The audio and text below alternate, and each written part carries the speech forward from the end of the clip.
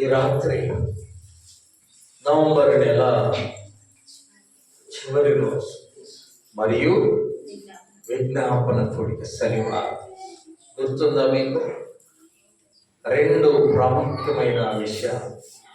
ప్రతి శనివారం మనకు విజ్ఞాపన ప్రార్థన కూడుకుంటుంది. అలాగే ఈ నెల చివరి దినం కనుక మాసాంతరపు స్తుతి కూడిక. కాబట్టి మనం ప్రభు కృపను బట్టి ప్రభుతో గడపడం మనకి ఎంతో ధన్యత. చాలా మంది రాలేకపోతున్నారు.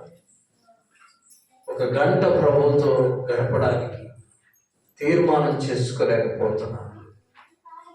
దయచేసి ప్రభు దగ్గరికి రావడానికి ఎప్పుడు కూడా మనము నిర్లక్ష్యము చేయకూడదు. ఎందుకంటే ఆయన కృపను బట్టి మనం జీవిస్తూ ఉన్నాం. ఆయన కృపను బట్టి మనం బ్రతుకుతూ ఉన్నాం. సామెతలు, ప్రసంగి, పరమగీతం ఈ మూడు రాసిన జ్ఞాని అయిన సొలొమోను గారు అన్నాడు, ఆయన సెలవు లేకుండా ఎవరు భోజనము ఎంత ప్రాముఖ్యమో చూడండి. దేవుడు సెలవు ఇవ్వకపోతే మనం ఏం చేయలేమంట? అన్నము వండుకోవచ్చు కానీ తినలేవు. డబ్బులు ఉండవచ్చు కానీ నువ్వు తినలేవు. గుర్తుపెట్టుకో. అది కాబట్టి ప్రార్థనకి ఎప్పుడు కూడా మనం వెనుతీయకూడదు. కొంచెము వెనుక తీసావా సాతాను నిన్ను బలంగా వెనక్కి నెట్టింది. కాబట్టి ఎప్పుడు కూడా ప్రభు బిడ్డలో ప్రార్థనకు ముందు వరుసలో ఉండి ప్రభువును ఆరాధిద్దాం, ప్రభు ద్వారా దీవించబడదాం. మంచిది. ఈ మాసాంతరపు కోడికకు దేవుడు మనకు అనుగ్రహించిన వాక్య భాగము చూడండి. దేవుని యొక్క పరిశుద్ధ గ్రంథమైన బైబిల్ నుండి నాలుకను గురించి కొన్ని విషయాలు ధ్యానం చేసుకుందాం. దేవుని నాలుకను గురించి 7 మంచి విషయాలు ఉన్నాయి, 7 చెడ్డ విషయాలు ఉన్నాయి. ఈ నెలలో ఈ చివరి దినాన ఈ వాక్యాన్ని మనం ధ్యానం చేసుకుందాం. శరీర భాగం అంతటిలో నాలుక ప్రాముఖ్యమైనటువంటి అవయవం. నాలుక ఎంత మంచిదో, ఎంత అవసరమో అంత ప్రమాదకరమైనది. అందుకనే మనము నాలుకను గురించి పరిశుద్ధ గ్రంథమైన బైబిల్లో చాలా చోట్ల రాయబడింది. చాలా మంచి విషయాలు రాయబడ్డాయి. అలాగే నాలుక యొక్క చెడును గురించి కూడా రాయబడ్డాయి. కాబట్టి ఈ రాత్రి మనం చూడండి నాలుకను గురించి. సామెతల గ్రంథం 10వ అధ్యాయము 20వ వచనం. నీతిమంతుని ప్రశస్తమైనటువంటి వెండి వంటిది. చూసారా? నాలుక ఎలాంటిదంట? వెండి లాంటిది. నాలుక ఎలాంటిదమ్మా? వెండి. ఎవరి నాలుక? నీతిమంతుని నాలుక. అందరికీ ఒకటే. దాదాపుగా శరీర అవయవాల్లో ఈ నాలుక అందరికి ఒకలాగే ఉండేది. కానీ ఒక ఆయనకు పెట్టబడిన నాలుక ఏంటో తెలుసది? నీతిమంతుని. అంటే అతని నాలుక నీతివంతమైన. ఎలా ఉందంట? ప్రశస్తమైన వెండి వంటిది. వెండి విలువైనది, అమూల్యమైనది, వెలగలిగినటువంటి. నీతిమంతుని నాలుక కూడా చెప్పాలి విలువైనటువంటిది. ఎలాంటిది చెప్పడమా? విలువైనది. నీతిమంతుని నాలుక వెండితో సమానం. సహజంగా ఈ నాలుక అతనికి ఆ పేరు తీసుకొని వచ్చింది. ఏ పేరు? నీతిమంతుడనే పేరు. నాలుక కొంతమందికి నీతి తీసుకొస్తే మరికొంతమందికి చెడు తీసుకొని వస్తుంది. ఆ విషయాన్ని కూడా చూద్దాం. వాక్యం వింటుండగా మనల్ని మనము పరిశీలన చేసుకోవాల్సిన విషయం ఏంటంటే, మన నాలుక నీతిమంతుని నాలుకేనా కాదా? మన నాలుక ఎలా ఉండాలి? నీతిమంతుని. ఆ నాలుక ప్రశస్తమైన వెండి వంటి. చూసారా, వెండికి విలువ ఉంది. ఎంత ప్రాముఖ్యమైన విలువ? ఇనుము కంటే విలువైనది. ఇనుము ఎంత బలమైనదో వెండి అంత ప్రశస్తమైనది. వెండిని గురించి పరిశుద్ధ గ్రంథమైన బైబిల్లో వెండి ఎంత ప్రశస్తమైనదంటే, వెండిలో తెల్లదనం ఉంటుంది, తెలుపు ఉంటుంది. అందుకనే ఆ వెండి కొన్ని మార్లు మస్టుతో కలిసిపోయినప్పుడు దానికి ఉన్న తెలుపు కళ తగ్గితే దాన్ని తీసుకెళ్ళి ఎక్కడేస్తారు? కొలిమిలో వేస్తారు. వెండిని ఎక్కడేస్తారమ్మా? నీ పట్టీలైనా, నీ వస్తువులైనా, లేక నువ్వు ధరించుకునే మరి ఏదైనా ఆ వెండిని తీసుకెళ్ళి ఎక్కడేస్తారు? కొలిమిలో, అగ్నిలో వేస్తారు. వేస్తే ఆ వెండిలో ఉన్న మస్ట్ అంతా పోయి ఎలా వచ్చింది? ఇప్పుడు తెల్లగా ప్రశస్తమైన వెండి. అంతకుముందు మస్టుతో కూడిన వెండి. అందరికీ తెలిసింది. కొంచెం మెరుగు పెట్టించుకురావడం అంట. ఎలా మెరుగు పెడతారు? ఏదో సోప్ వేసి ఉతికితే కాదు, లేక సోపుతోనో సరుపుతోనో శుద్ధి చేస్తే రాదండి. అగ్నిలో అగ్నిలో కాలుస్తాం. శుద్ధమైనదిగా, ప్రశస్తమైనదిగా ఆ వెండి మనం చూస్తాం. ఈ నాలుక ప్రశస్తమైన వెండితో సమానం. ప్రశస్తమైన వెండి. కాబట్టి ఆ నాలుక ప్రశస్తంగా ఉంటే ఆ వ్యక్తికి ఏమని పేరు వచ్చింది? నీతిమంతుడని. అంటే నీ నాలుకే నిన్ను నీతిమంతునిగా సిద్ధపరుస్తుంది. గుర్తుపెట్టుకోవాలి. రెండవ నాలుగుంది చూడండి. దేవుని యొక్క పరిశుద్ధ గ్రంథంలో 15వ అధ్యాయం సామెతల గ్రంథం 15వ అధ్యాయము 2వ వచనం. జ్ఞానుల యొక్క నాలుక మనోహరమైనటువంటి జ్ఞానాంశములను, జ్ఞానుల యొక్క మొదటిదేంటి?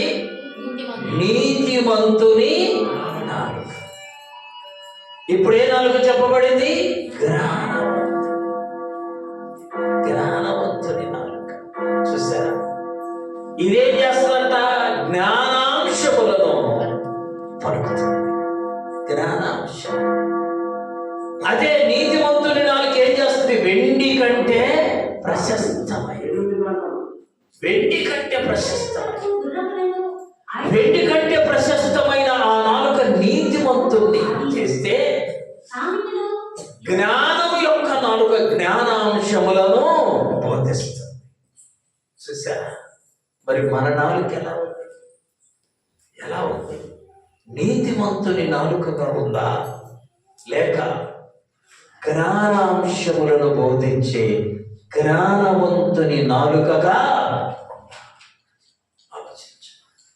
కొంతమంది నోరు తెరిస్తే, అమ్మా, నోరు తెరిస్తే జ్ఞానయుక్తమైన విషయాలనే పలుకుతారు. జ్ఞానయుక్తమైన విషయాలే మాట్లాడతారు, బోధిస్తారు. అందుకనే అది జ్ఞానవంతుని నాలుక.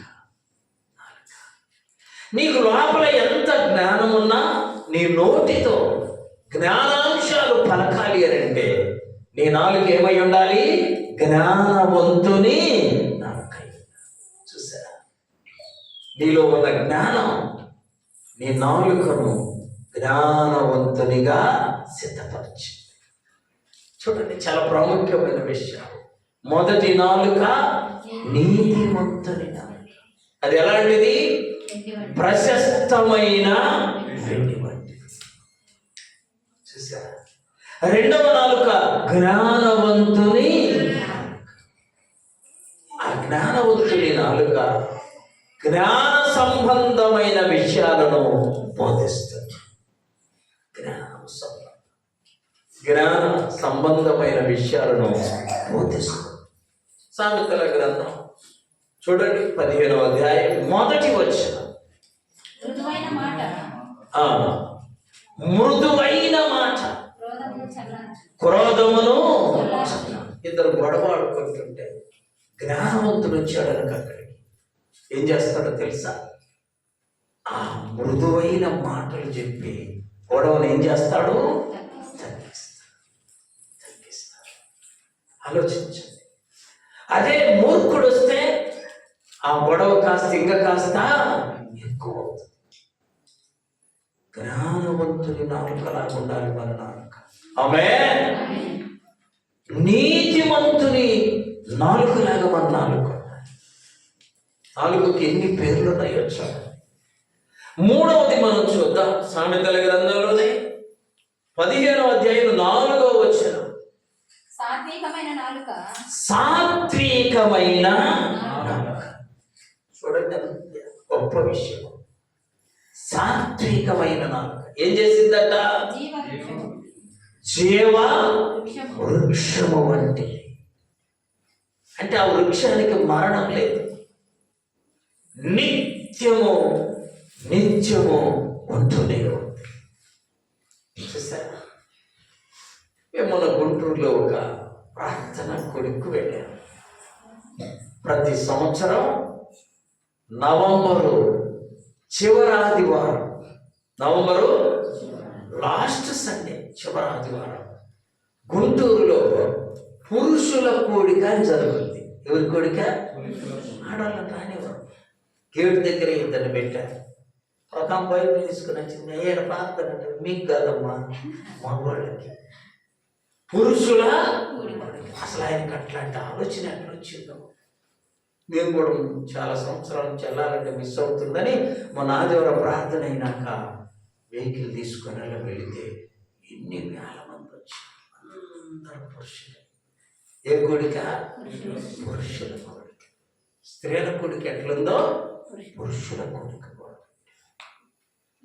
ఆ పురుషుల కోడిక చూడండి, పురుషుల యొక్క ఇబ్బందులు, కష్టాలు, బాధలు, ఆత్మ సంబంధమైన విషయాలు.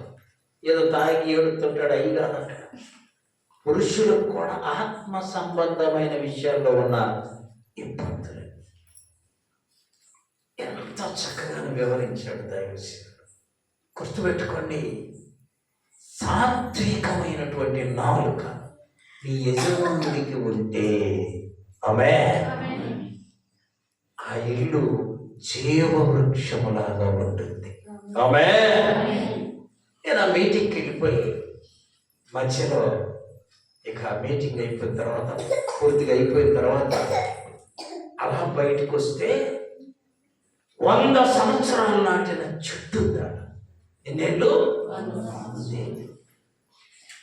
100 ఏళ్ళు దాటిపోయి ఆ మర్రి వృక్షము వడలుగా ఎన్ని తాళ్ళు దిగి ఉంటే చూస్తే అక్కడ ఒక బోర్డు వేసి ఉన్నది. ఏమని తెలుసా? ఈ చెట్టు ఆయుష్ 100 ఏళ్ళు దాటింది. ఎన్ని ఏళ్ళంట?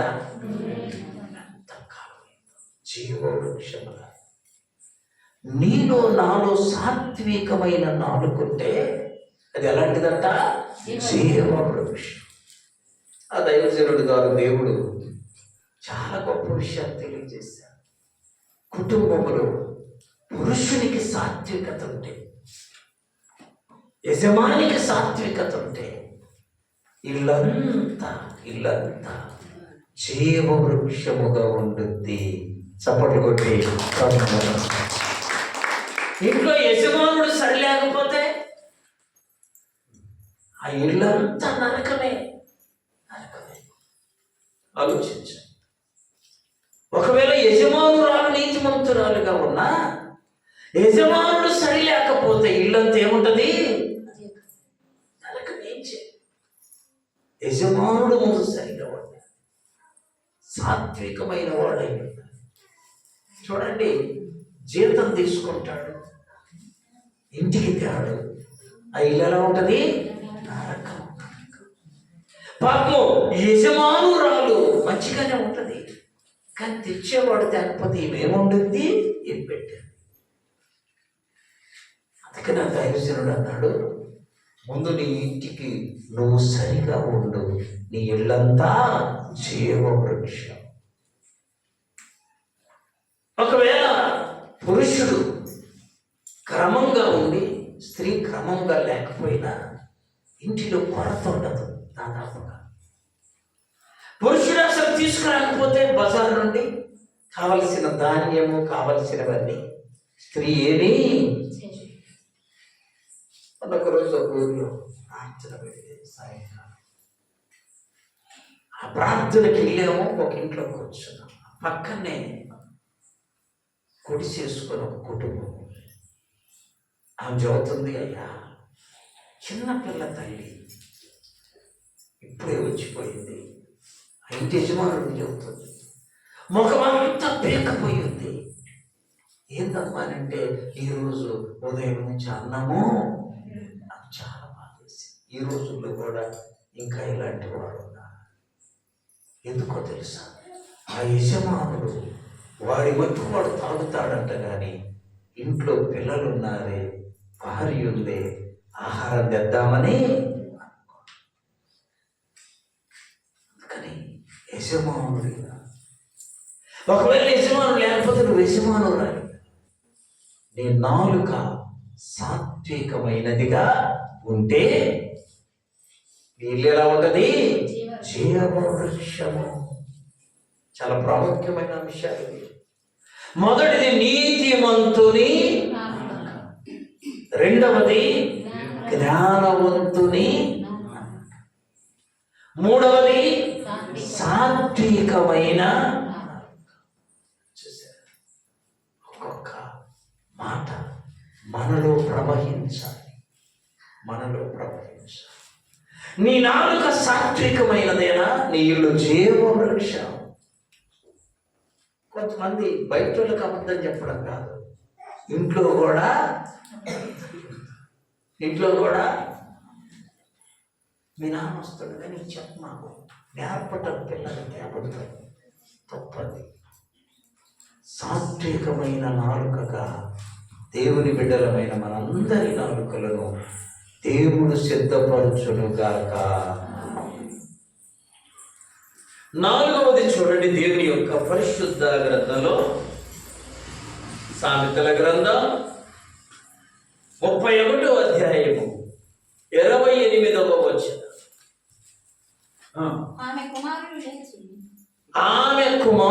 లేచి ఆమెను ధన్యురాలందురు. చాలా మంది కుమార్తెలు పతివ్రత ధర్మం అనుసరించి ఉన్నారు, కానీ వారందరినీ నీవు మించిన దానవని ఆమె పెనిమిటి ఆమెను పొగడును.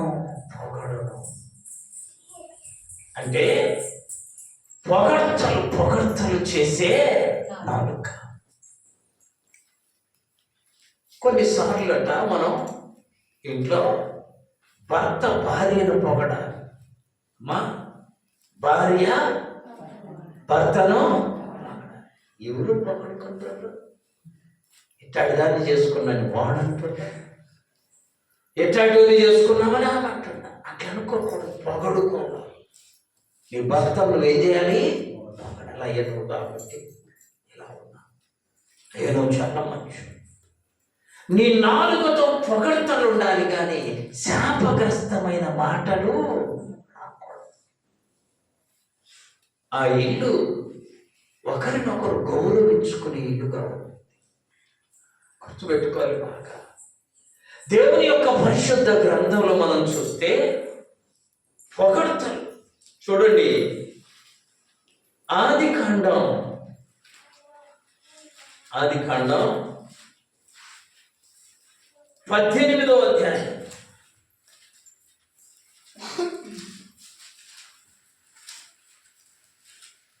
18వ అధ్యాయం చూసారా? ప్రారంభము నుండి చూస్తే చదువుమా. మరియు మందిరే దగ్గరనున్న సింధూర వనములో అబ్రహాము ఎండవేళ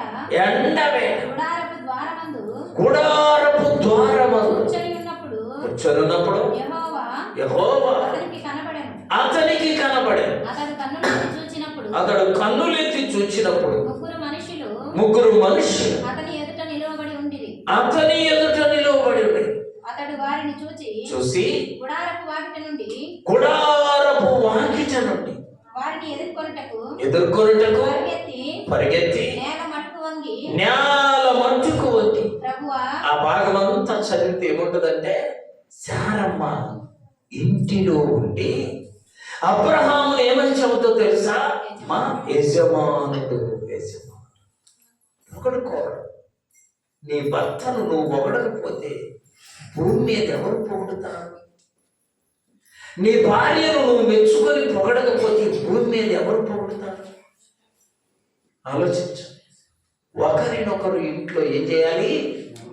మా పొగడుకోవాలి, గౌరవించుకోవడం, పొగడుకోవడం.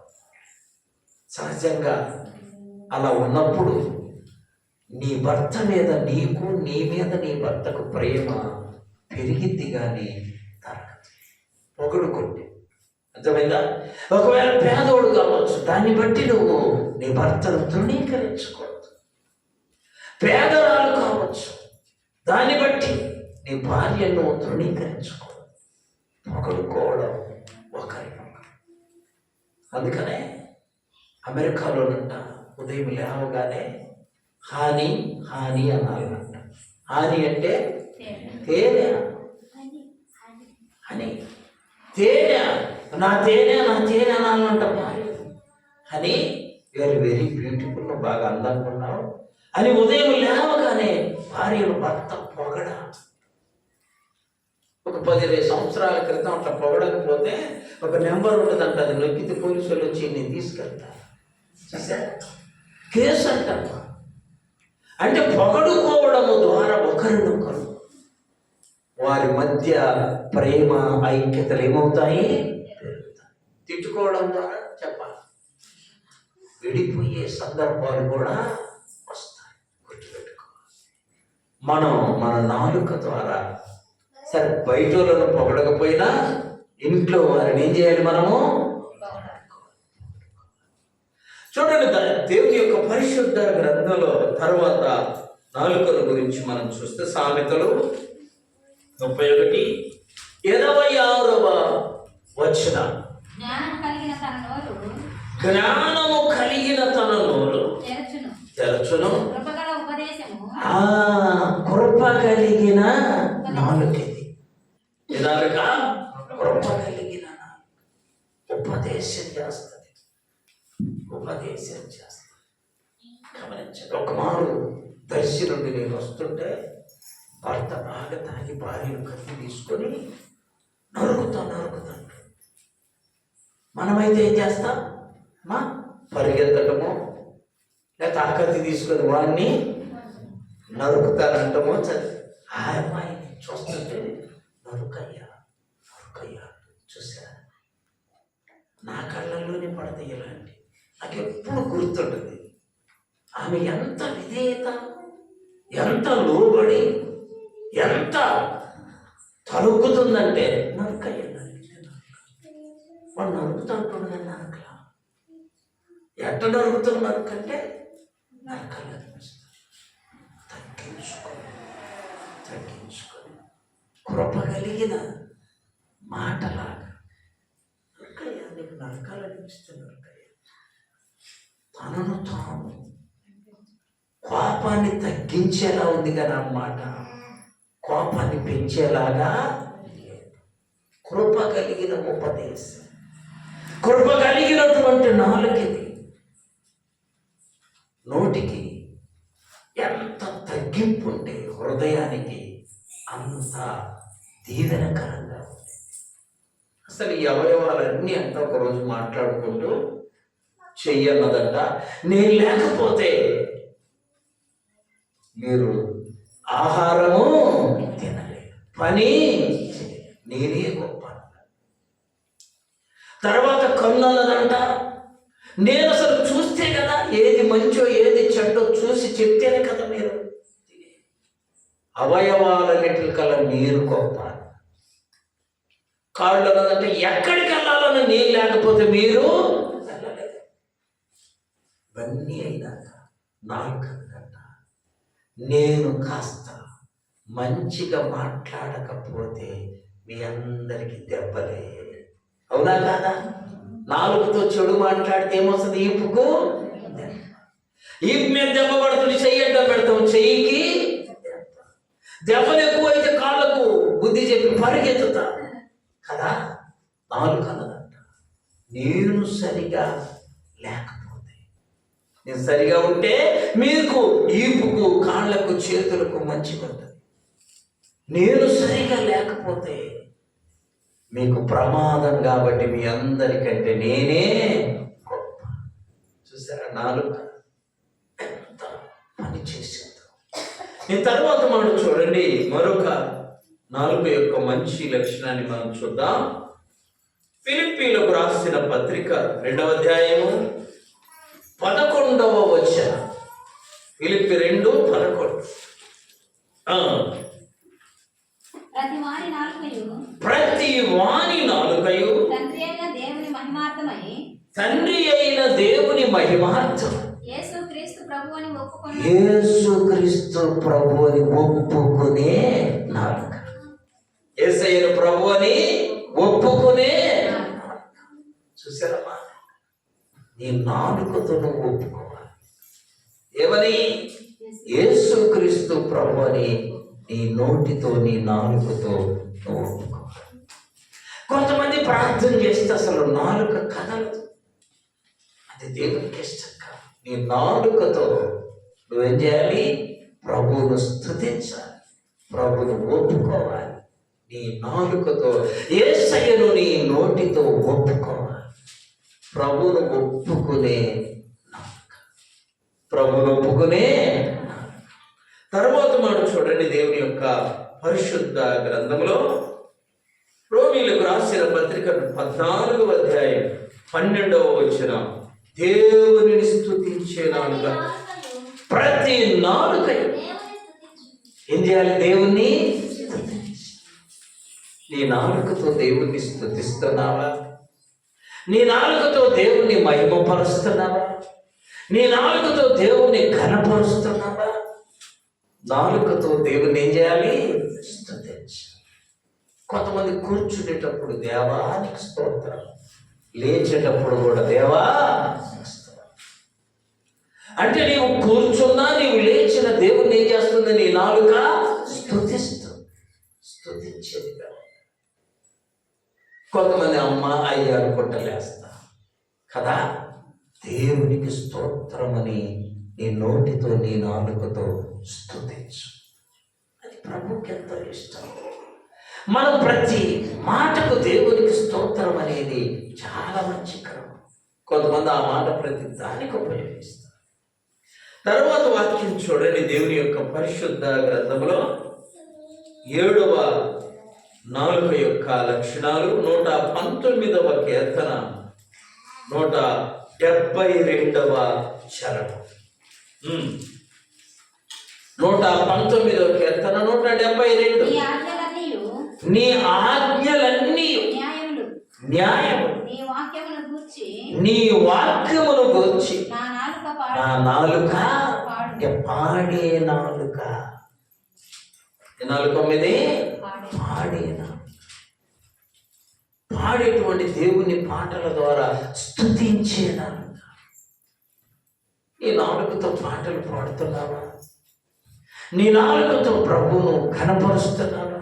దావీదు భక్తుడు గొర్రెల కాపరి కదా, మందను తోలుకొని అరణ్యానికి వెళ్ళి, అడవికి వెళ్ళి, అడవిలో మందను అలా తోలి ఆ నోటితో, ఆ నాలుకతో నిత్యము పాటలు పాడతాం. మన నాలుక ప్రభు పాటలు పాడటానికి వాడబడాలి. ఆమేన్. అది నీకెంతో తీరా.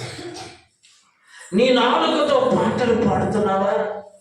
పాటలు పాడే నాలుక, నీ నాలుకను సిద్ధపరచుకున్నావా? ఆలోచించు. అది ఎంతో మనకు ధన్యకరమైనది. తర్వాత చూడండి, నాలుకను గురించి చెడు విషయాలు కూడా 7 ఉన్నాయి. మొదటిది రోమీలకు రాసిన పత్రిక 3వ అధ్యాయం 13వ వచనం. రోమా 3:13. వారి గొంతుక తెరచిన సమాధి, తెరచి సమాధి తమ నాలుకతో ఏం చేస్తారంట అంటే మోసము చేసే నాలుక. నాలుక మోసం చేస్తారు. నాలుక ద్వారా వాళ్ళు మోసము చేస్తారు. రెండవది చూడండి, పరిశుద్ధ గ్రంథమైన బైబిల్లో యోహాను గారు రాసిన మొదటి పత్రిక 3వ అధ్యాయం 18వ వచనం. చిన్నపిల్లలారా మాటతోను నాలుకతోను కాక క్రియతోను సత్యముతోను. నాలుకతో ప్రేమిస్తారట కొంతమంది. అంటే ఇక్కడి నుండి ఇక్కడ దాకా మాట, ప్రేమ, క్రియ. హృదయములో నుండి ఆ మాట. శ్రీకాకుళం ఏరియాలోనంట రేపు లేని ఎల్లుండి అంటామా. రేపు కానీ దాన్ని ఏమంటాం? ఎల్లు. అక్కడ ఎల్లుండి అనే మాటను వెళ్ళండి వెళ్ళండి వెళ్ళండి అంటారు. చూసారు? వెళ్ళండి, వెళ్ళిపోండి అనే దాన్ని ఎల్లుండి అంటారు. అర్థమవుతుందా? వెళ్ళండి అనే మాటను ఎల్లుండి. మనకేం ఎల్లుండి అంటే రేపు కాకుండా ఎల్లుండి. ఒక అల్లుడు వచ్చారంట. ఇక్కడ ఆయన మన ఏరియా శ్రీకాకుళంలో పెళ్లి చేసుకున్నాడు. అక్కడ వెళ్ళి 2 రోజులు ఉన్న తర్వాత ప్రయాణం అవుతుంటే ఆమంటుంది ఎల్లుండి అన్నది. వాళ్ళ భాషలో ఎల్లండి అని, మన భాషలో రేపు లేనిది ఎల్లుండి అనగానే ఇడాగిపోయింది. ఇంకా మరుసటి రోజులు ఆ తర్వాత రోజు మళ్ళీ ప్రయాణం అవుతుంటే అంటుందంట ఎల్లుండి అనేసరికి ఆ రోజు కూడా ఆగిపోయాడు. మరుసటి రోజు ప్రయాణం. అట్లా 10-20 రోజులు అయిపోయాయి. చివరికి అందంట పోరా బాబు తొందరగా. అంటే మాట చూడండి, ఎల్లుండి ఎల్లుండి వెళ్ళండి అనే మాట అక్కడ ఏమంటారు? మనకెళ్ళి ఎల్లుండి అంటే రేపు లేనిది. ఆమె ఈ నోటి నుండి పైన అంటుంది కానీ హృదయంలో వెళ్ళమనే వెళ్ళమని. ఇక్కడ రాయబడింది చూడండి, మాటలతో, క్రియతో కాదు, ప్రేమతో కాదు, మాటలతో. ఇది మాటలతో ప్రేమ చూపే నాలుక. మాటలతో ప్రేమ చూపే నాలుక. తర్వాత మనం చూడండి, నాలుగున్న తర్వాత లక్షణం 3వది యాకోబు రాసిన పత్రిక 1వ అధ్యాయం 26వ వచనం. 1:26 యాకోబు. ఎవడైనా నోటికి కళ్ళెము పెట్టుకొనక తన హృదయమును మోసపరచుకొట్టు. అంటే నోటికి కళ్ళెము లేని నాలుక. గుర్రానికి కళ్ళెము ఉంటుంది, అది ఎటు వెళ్ళడానికి లేదా కళ్ళెము లాగితే గుర్రం ఏమవుద్ది? ఆగిపోతుంది. మన నాలుక కూడా కళ్ళెము ఉండాలి, కంట్రోల్ ఉండాలి. అర్థమైందా? కంట్రోల్ లేని కళ్ళెము లేని నాలుకలు ఉంటాయి. ఏదంటే అది మాట్లాడతారు, ఏదంటే అది అంటారు. కాబట్టి కళ్ళెముతో కూడిన నాలుక. చూడండి తర్వాత యొక్క లక్షణం, చెడ్డ లక్షణం. సామెతల గ్రంథం 10వ అధ్యాయం 31వ వచనం. సామెతలు 10:31. నీతిమంతుని నోరు జ్ఞానోపదేశమును పలుకును. మూర్ఖపు మాటలు పలుకు నాలుక. మూర్ఖపు మాటలు పలికే ప్రమాదం ఇది. మూర్ఖపు మాటలు పలికే నాలుక మనం కొట్టకూడదు, అది ఎంతో ప్రమాదం. మూర్ఖపు మాటలు పలికే నాలుక. తర్వాత ఇంకొక చెడ్డ నాలుక ఉంది చూడండి వాక్యంలో. సామెతల గ్రంథం 6వ అధ్యాయం 17వ వచనం. అవివేకముగా అవివేకముగా అహంకార దృష్టియు కళ్ళలాడు నాలుకయు. కళ్ళలాడే కళ్ళలు అంటే అబద్ధం. అబద్ధాలు పలికే నాలుక. ఇది మనందరికి చాలా మంది కొంతమందికి అబద్ధాలు పలికి పలికి పలికి నాలుకంతా మచ్చలేదు. అన్ని డాక్స్ ఉంటాయి తెలుసా? అది చూసి ఏమనుకుంటారు, ఇవి చాలా ఈ నాలుక అబద్ధాలాడేది కావు. తర్వాత చూడండి ఇంకొక నాలుక ఉంది బైబిల్లో. సామెతల గ్రంథం 12వ అధ్యాయము 19వ వచనం. నిజమాడు నిజమాడు పెదవులు పెదవులు నిత్యము స్థిరమయుడు. అబద్ధములాడే నాలుక నాలుగుతో అబద్ధం ఆడితే అది ఎక్కువ కాలం ఉండదండి తెలుసా? నిజమేమో కొంచెం నిదానం ఉంటా, అబద్ధమేమో అప్పటికప్పుడే అర్థమైపోతుంది. మనం ఈ మంచిని చెడును చూసాం. మన నాలుక మొదట చెప్పుకున్నామే, జ్ఞానవంతుని నీతిమంతుని నాలుక, సాత్వికమైన ఇలా ఉంటా. అప్పుడు మన నాలుకతో ప్రభువును స్తుతిస్తే ప్రభు మన స్థుతిని అంగీకరిస్తాడు. అట్టి కృప పరిశుద్ధాత్మదేవుడు వాక్యం విన్న మనందరికీ దయచేయునుగాక.